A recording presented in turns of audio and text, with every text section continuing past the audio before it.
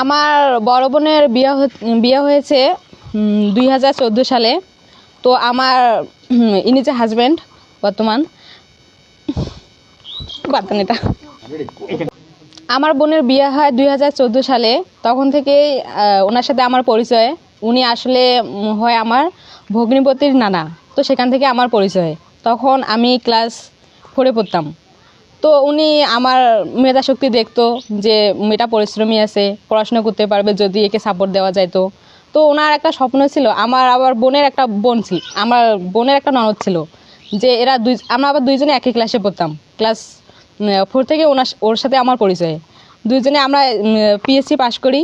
PSC পাশ করার পরে নানা একটা কথা বলছে যে দুজন আমি একসাথে ডিপ্লোমাতে পড়াবো। তো সেখান থেকেই ওনার স্বপ্ন দেখা শুরু। আর যখন আমি আস্তে আস্তে শুনতে পারি যে ইনি আমাকে নিয়ে একটা স্বপ্ন দেখছে, তখন আমারও কিছু স্বপ্ন সৃষ্টি হলো যে ঠিক আছে, আমিও একটা ডাক্তার হব, জনমানুষের সেবা করব, এরকম একটা চিন্তা চেতনা আসি গেছে আমার মধ্যে। তারপরে এভাবে উনি আমার পাশে ছিলেন সবসময়।